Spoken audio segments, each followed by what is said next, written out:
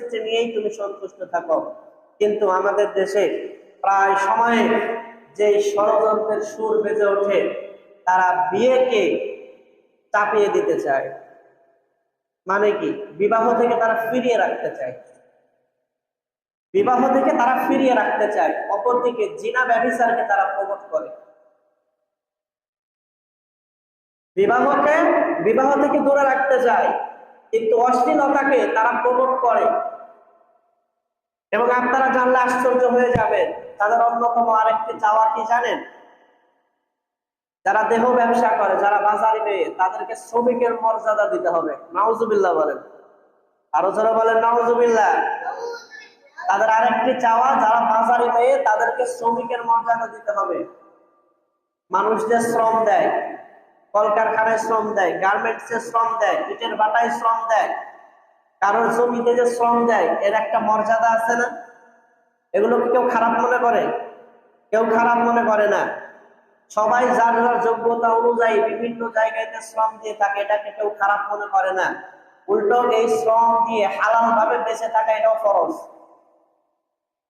এখন তারা বলতেছে এই সমস্ত বাজারি মেয়েদেরকে, যারা কিনা অবৈধভাবে পুরুষের সাথে মিলিত হয়, তাদেরকে শ্রমিকের মর্যাদা দিতে। নাউজুবিল্লাহ। তাহলে আসুন আমরা দেখে নেই তাদের এই চাওয়াটা এটা ইসলামের সাথে মিলে কিনা। ইসলামের সাথে মিললে আমরা তাদের মতের সাথে একমত, কোরআনের সাথে মিললে আমরা তাদের মতের সাথে একমত, হাদিসের মতের সাথে মিললে আমরা তাদের সাথে একমত। আর কোরআনের সাথে না মিললে আমরা তাদের পক্ষে নই, হাদিসের সাথে না মিললে আমরা তাদের পক্ষে নই, ইসলামের সাথে না মিললে আমরা তাদের পক্ষে নই। আর মিললে আমরা অবশ্যই তাদের পক্ষে আমরা জনমত তৈরি করব, কিন্তু না মিললে তাদের বিরুদ্ধে আমরা জনমত তৈরি করব। সবাই বলেন ইনশাআল্লাহ। মুসলমান ভাইরা আমার, বন্ধুরা আমার, নারী সংস্কার কমিশনের আরেকটি গুরুত্বপূর্ণ ধারা, তাদের আরেকটি চাওয়া, তাদের আরেকটি দাবি হলো, যারা অবৈধভাবে পুরুষের সাথে বিভিন্ন হোটেলে বিভিন্ন জায়গায় যারা মিলিত হয়ে থাকে, যারা বসবাসের জন্য চেষ্টা করে থাকে, ওই সমস্ত নারীদেরকে তারা বলতেছে একটা সম্মান দিতে হবে, শ্রমিকের মর্যাদা দিতে হবে, তাদের কাজটাকে শ্রম বলে বিবেচনা করতে হবে, তাদের এই অবৈধ কাজটাকে শ্রমিকের মর্যাদা দিতে হবে। এটা তাদের অন্যতম আরেকটা দাবি, আরেকটি তাদের চাওয়া। আসুন আমরা দেখে নিই তাদের এই চাওয়াটা কোরআনের সাথে মিলে কিনা। মুসলমান ভাইরা আমার, বন্ধুরা আমার, আল্লাহ রাব্বুল আলামিন পবিত্র কোরআনুল কারীম সূরা নূরের মধ্যে বলেন, আস-সানিয়াতু ওয়াস-সানি ফাজলিদু কুল্লা ওয়াহিদিন মিনহুমা মিয়াতা জালদা ولا تأخذكم بهما رأفة في دين الله إن كنتم تؤمنون بالله واليوم الآخر وليشهد عذابهما طائفة من المؤمنين। মুসলমান ভাইরা আমার, বন্ধুরা আমার, পবিত্র কোরআনুল কারীম সূরা নূরের 2 নম্বর আয়াতে কারিমার মধ্যে আমার আপনার মালিক আল্লাহ রাব্বুল আলামিন বলতেছেন, জেনাকার পুরুষ এবং জেনাকার নারী, ব্যভিচারী পুরুষ এবং ব্যভিচারী নারী, তোমরা তাদের উভয়কে 100 করে বেত লাগাও। তারা যদি ধরা পড়ে যায় তাহলে তাদেরকে তোমরা বেত লাগাও, তাদেরকে তোমরা আঘাত করো, লাঠি দিয়ে আঘাত করো, 100 করে বেত তোমরা তাদেরকে মারো। এবং আল্লাহ তাআলা বলতেছেন এই মারার ক্ষেত্রে আমার যে খুব সুন্দর করে আপনি কোন রকম নেপোটিজম করবেন, কোন দুর্নীতি করবেন, তাদের প্রতি কোনো দয়া মায়া দেখাবেন, তাদের প্রতি কোনো দয়া মায়া দেখানো যাবে না। আল্লাহ তাআলা বলেন, ওয়ালা তা'খুযুকুম বিহিমা রাফাতুন ফি দীনিল্লাহি ইন কুনতুম তু'মিনুনা বিল্লাহি ওয়াল ইয়াউমিল আখির।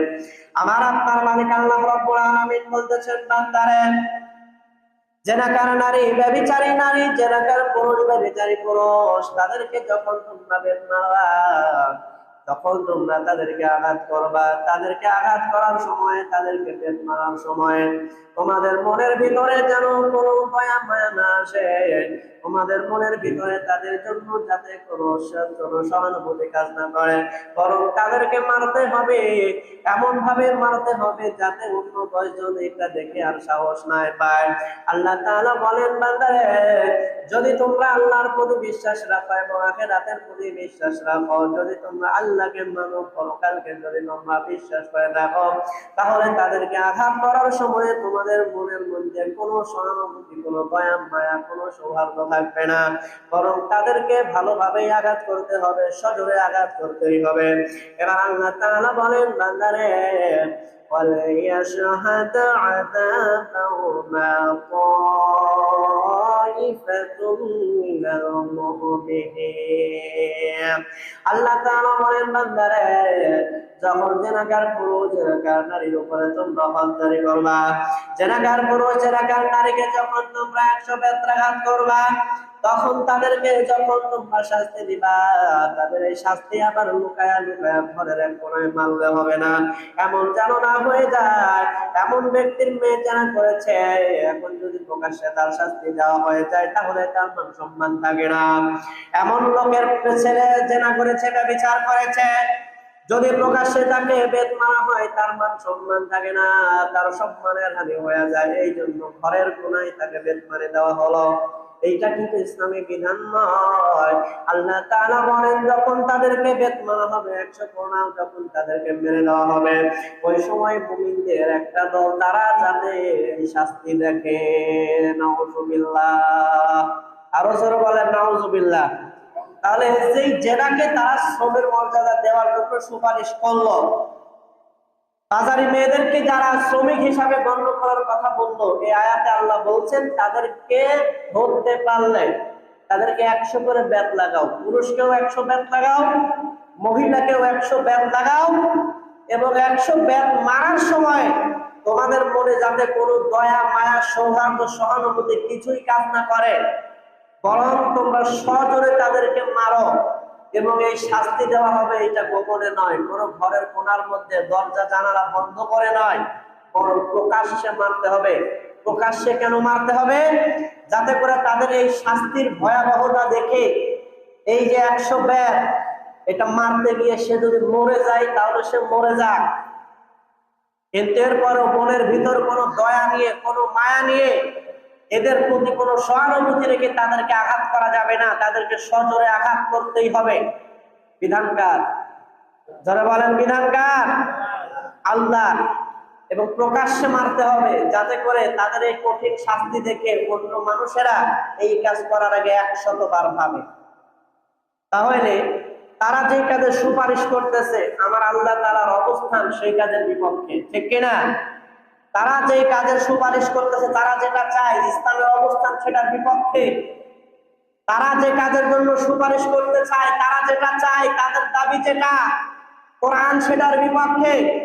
এই জন্য আমরা মুসলমান কমিউনিটি যারা এই দেশে বসবাস করি, আমরাও বলতে চাই যে বিষয়ের বিপক্ষে আমার আল্লাহ তাআলা অবস্থান নিয়েছেন, যে বিষয়ের বিপক্ষে আল্লাহর কোরআন অবস্থান নিয়েছে, যে বিষয়ের বিপক্ষে আল্লাহর নবী অবস্থান নিয়েছেন, যে বিষয়ের বিপক্ষে ইসলাম অবস্থান নিয়েছেন, আমরা এই দেশের যতজন মুসলমান আছে, টেকনাফ থেকে তেতুলিয়া, রূপসা থেকে পাথুরিয়া, সুন্দরবন থেকে বান্দরবন, আমরা প্রত্যেকটা মুসলমান এই বিষয়ের বিপক্ষে কথা বলেন, ঠিক কিনা? যেহেতু আল্লাহ এটার পক্ষে নন, আল্লাহর রাসূল এটার পক্ষে নন, এবং সামাজিক ভাবেও এটাকে মেনে নেওয়া যায় না। সামাজিক ভাবেও জিনিসটা সুন্দর নয়, রুচিকর নয়, সামাজিক ভাবেও কুরুচিপূর্ণ, সামাজিক ভাবেও একেবারে দুর্গন্ধ ছড়ানোর মতো একটা কাজ সমাজের মধ্যে, যা কোনো সভ্য মানুষ, কোনো ভদ্র মানুষ যেটা মেনে নিতে পারে না। কিন্তু এই সমস্ত মানুষগুলো যারা আবেদন করেছে, যারা দাবি তুলেছে, এরা সর্বোচ্চ শিক্ষিত মানুষ, অথচ সমাজের একজন যে কিছুই জানে না, লেখাপড়া কিছুই জানে না, সেও বলবে না যে এই কাজটা ভালো, ঠিক কিনা? সেও বলবে কাজটা খারাপ, কাজটা হারাম। আর এরা শিক্ষিত, উচ্চ শিক্ষিত মানুষ হয়ে তারা কিভাবে এইভাবে বিবেকের বিপরীতে গিয়ে কিভাবে যে তারা এই কথাগুলো বলে আসলে বুঝে আসে না। তাদের বিপদটা মনে হয় এখন পৌঁছে গেছে, কথা বলেন ঠিক কিনা? তারা শিক্ষা অর্জন করেছে এটা যেমন ঠিক, তাদের বিবেক পচে গিয়েছে এটাও তেমন ঠিক, কথা বলেন ঠিক কিনা? তাদের বিবেক পচে গেছে, তাদের বিবেক এখন আর ঠিক নেই। তাহলে 2 নাম্বার দাবি এটা। দ্বিতীয় দাবি, অন্যতম দাবি, যে বাজারি মেয়েদের শ্রমকে এটা শ্রমের মর্যাদা দিতে হবে। তারা যে কাজটা করে তারা শ্রমিক, নাউজুবিল্লাহ। তাহলে আমরা এটার পক্ষেও নই, ঠিক কিনা? আরো জোরে বলেন আমরা এটার পক্ষে কিনা? একবার সবাই জোরে বলেন আমরা এটার পক্ষে কিনা? আমরা এটার পক্ষে নই, কারণ আল্লাহ এটার পক্ষে নয়, ইসলাম এটার পক্ষে নয়, কোরআন এটার পক্ষে নয়, এবং কোন সমাজ ব্যবস্থা এটার পক্ষে নয়। এই জন্য আমরাও এটার বিপক্ষে আমাদের অবস্থান আমরা জানিয়ে দিতে চাই, ঠিক কিনা?